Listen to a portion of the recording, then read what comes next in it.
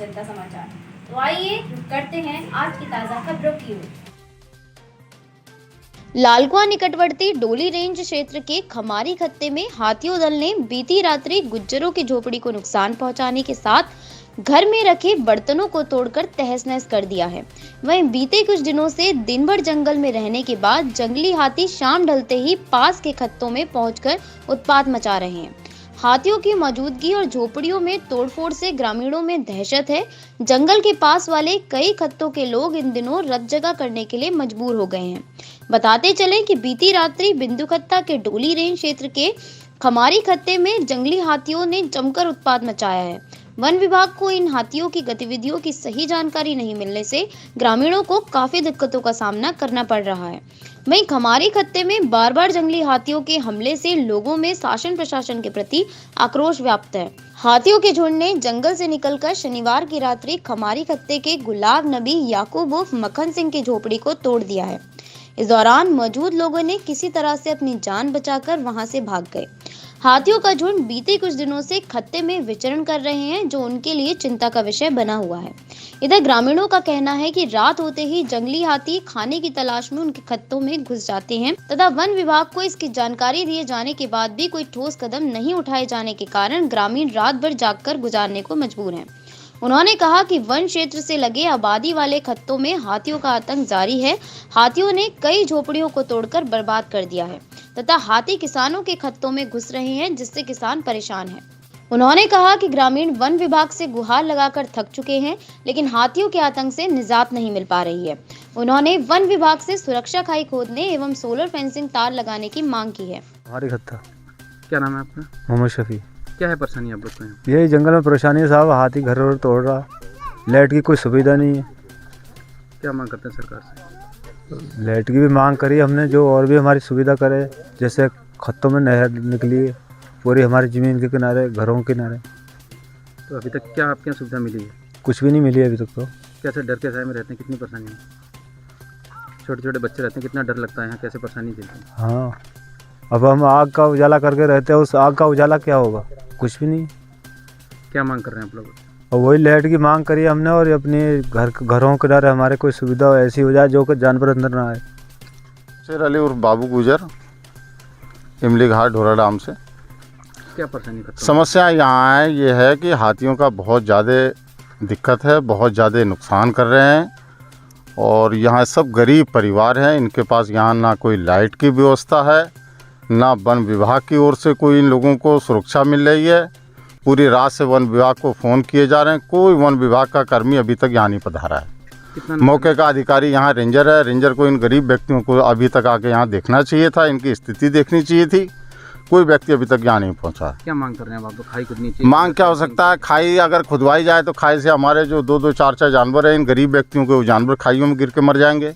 अगर रात को टाइम बेटाइम हाथी आ जाता है तो उन खाइयों में जानवर गिर के मर जाएंगे। सूर्य ऊर्जा लाइटें हों, उससे एक सारे परिवार के अगल बगल एक करंट तार की व्यवस्था हो जाए, उससे जानवरों को झटका लग जाए, हाथी भी सुरक्षित रहे, उसे भी कोई दिक्कत ना हो और परिवार थोड़ा सा सेफ हो जाए।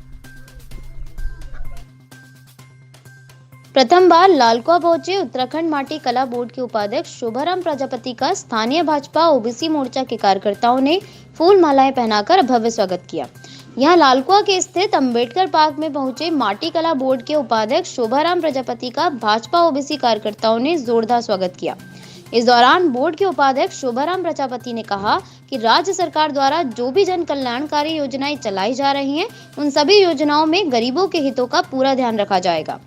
उन्होंने प्रधानमंत्री और मुख्यमंत्री का आभार व्यक्त करते हुए कहा कि जिनके प्रयासों से प्रजापति समाज को आगे बढ़ाने के लिए पूरा सहयोग दिया, ऐसे प्रधानमंत्री को आभार व्यक्त करते हैं।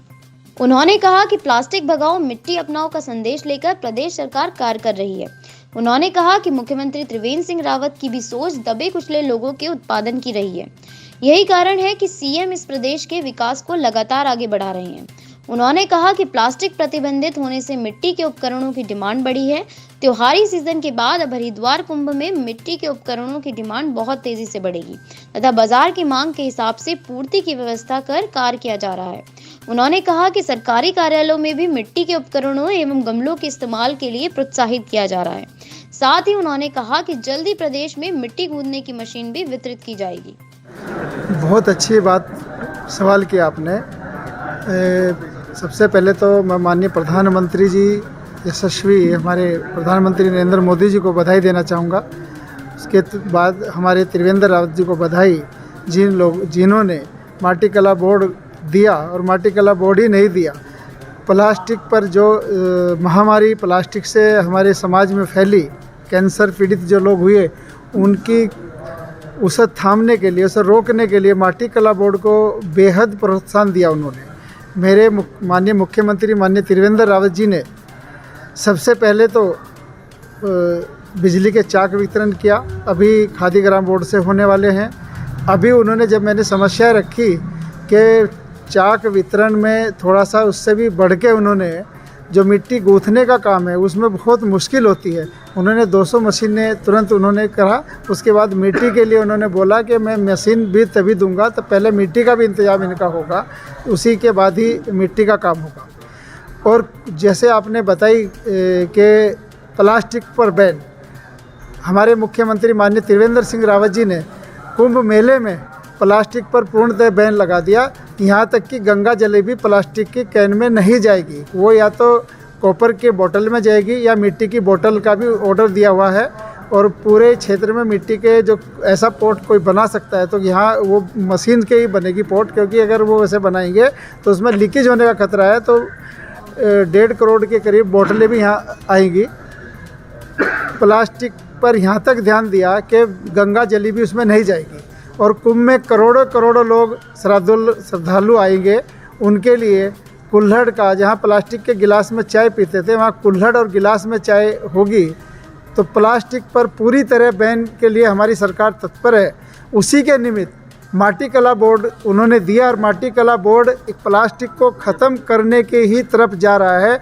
और मैं कहूँ कुपोषण भी, मिट्टी के बर्तन अगर यूज करेंगे तो जहां सरकार करोड़ों करोड़ रुपया कुपोषण पे खर्च कर रही है, मिट्टी के बर्तन से अगर यूज करोगे तो कुपोषण का भी ये एक रोकने का काम करेगी। कांग्रेस पार्टी के 136वें स्थापना दिवस पर कांग्रेसियों ने आज बिंदु खत्ता कार रोड स्थित शहीद स्मारक से तहसील चौराहे तक भारत माता की जय के नारे के साथ तिरंगा रैली निकाली। कांग्रेस रैली के दौरान कांग्रेस का झंडा, देश का तिरंगा थामे हुए थे। यहाँ कांग्रेस के 136वें स्थापना दिवस के मौके पर कांग्रेस ब्लॉक अध्यक्ष प्रमोद कलोनी के नेतृत्व में एकत्रित हुए दर्जनों कांग्रेस कार्यकर्ताओं ने बिंदु खत्ता कार रोड स्थित शहीद स्मारक से तहसील चौराहे तक तिरंगा रैली निकाली। इस मौके पर पूर्व कैबिनेट मंत्री हरीश चंद्र दुर्गापाल ने क्षेत्र व प्रदेशवासियों को कांग्रेस के 136वें स्थापना दिवस की बधाई देते हुए कहा कि सन 28 दिसंबर 1885 को अंग्रेजों से लड़ने के लिए कांग्रेस की स्थापना हुई थी, जिसमें सफलता मिली। उन्होंने कहा कि देश की आजादी में कांग्रेस का बहुत बड़ा योगदान है तथा वर्तमान में नरेंद्र मोदी की सरकार देश की एकता को तोड़ने की कोशिश कर रही है। उन्होंने कहा कि कांग्रेस एकमात्र ऐसी पार्टी है जो सर्व समाज के हित के लिए काम करती आई है तथा हिंदू, मुस्लिम, सिख, ईसाई सभी को साथ लेकर चलने वाली पार्टी है, जिसके स्थापना दिवस पर आज तिरंगा रैली निकाली है। इधर कांग्रेस ब्लॉक अध्यक्ष प्रमोद कलोनी ने स्वतंत्रता सेनानी एवं वीर शहीदों को याद करते हुए कहा कि कांग्रेस में संगठित पार्टी है जो हर समाज को एक धागे में पिरोकर चलती है। उन्होंने कहा, आजादी की लड़ाई में कांग्रेस का बहुत बड़ा योगदान है तथा कांग्रेस फूल के गुलदस्ते की तरह एकत्रित रहती है। उन्होंने इसके लिए सभी कांग्रेस कार्यकर्ताओं को 136वें स्थापना दिवस की बधाई दी। पूरा भारतवर्ष अखिल भारतीय राष्ट्रीय कांग्रेस का 136वां यहाँ पर स्थापना दिवस मना रहा है। और जैसा आप जानते हैं कि 136 साल पुरानी कांग्रेस जिसने इस देश की आज़ादी में अपना अहम योगदान दिया, और आज उन स्वतंत्रता संग्राम सेनानियों को भी हम लोग याद कर रहे हैं, उन वीर शहीदों को भी याद कर रहे हैं जिन्हें इस देश को आज़ाद करके आज विश्व के मानचित्र पर उसको भारत का नंबर 1 बनाया था।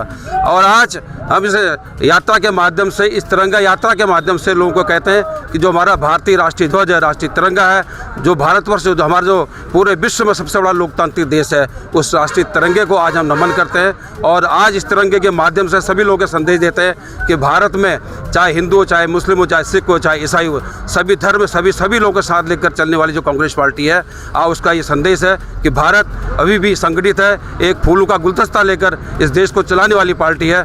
इसीलिए 136वें स्थापना दिवस पर हम सभी भाई लोग, चाहे वो हिंदू हो, चाहे मुसलमान, चाहे सिख हो, चाहे ईसाई हो, सभी ने यहाँ पे एकजुटता का परिचय दे करके स्थापना दिवस को मनाया है। इसके लिए हम सभी लोगों को तहे दिल से बहुत बहुत बधाई और शुभकामनाएं देते हैं। इसका बड़ा भारी उद्देश्य है, इसका राष्ट्रीय उद्देश्य है और जनहित का उद्देश्य है। आज 136वां जो राष्ट्रीय स्थापना दिवस कांग्रेस का है, वो आज बड़े उत्साह के साथ पूरे देश में विदेशों में मनाया जा रहा है कि कांग्रेस पार्टी ने एक बहुत बड़ा एक संदेश देश को दिया, आज़ादी दिलाई, देश में समग्र विकास की भावनाओं को फैलाया। तो इसलिए आज ये झंडा यात्रा के माध्यम से हम सब लोग ये संदेश देना चाहते हैं कि कांग्रेस पार्टी ही ऐसी है जिसने देश की एकता, अखंडता और सर्वधर्म समभाव की भावनाओं को मजबूत करके ताकत दी है, बल दिया है, युवाओं को आगे बढ़ाया है, माता शक्ति का सम्मान किया है, बुजुर्गों का सम्मान किया है और हिंदू, मुस्लिम, सिख, ईसाई सबको मिलकर मिलने का एक आह्वान किया। ये ऐसी महान पार्टी, राष्ट्रीय पार्टी, इस देश का स्थापना दिवस बड़े ज़ोरदार तरीके से यहाँ भी पूरे देश में, जनपद में, राज्य में और पूरे देश में मनाया जा रहा है। इसके लिए मैं सभी कांग्रेस जनों को अपनी ओर से बहुत बहुत बधाई और धन्यवाद देता हूँ, उनका क्रांतिकारी अभिनंदन करता हूँ। करोड़ों की जमीन पर चलाया अतिक्रमण अभियान। हल्द्वानी के इंदिरा नगर के कंपनी बाग में नगर निगम ने भारी फोर्स के साथ अतिक्रमण के खिलाफ बड़ा अभियान चलाया, जहां कुछ लोग अतिक्रमण पर करोड़ों की 4 बीघा जमीन पर अवैध कॉम्प्लेक्स बना रहे थे। नगर निगम की नजूल भूमि पर बड़े पैमाने पर भूमाफियों की नजरें गड़ी थी, लिहाजा आज नगर निगम ने भारी पुलिस टीम के साथ मौके पर पहुंचकर जेसीबी से अतिक्रमण को ध्वस्त कर निर्माण का सारा सामान जब्त कर लिया। मौके पर यह भी जानकारी मिली है कि कुछ भूमाफियों ने नगर निगम की निगरानी की इस जमीन को बेच भी दिया है, लिहाजा अब अधिकारी कार्यवाही की बात कर रहे हैं। फिलहाल प्रशासन की इस कार्यवाही को देखते भूमाफिया और अतिक्रमणकारियों में हड़कंप मचा हुआ है।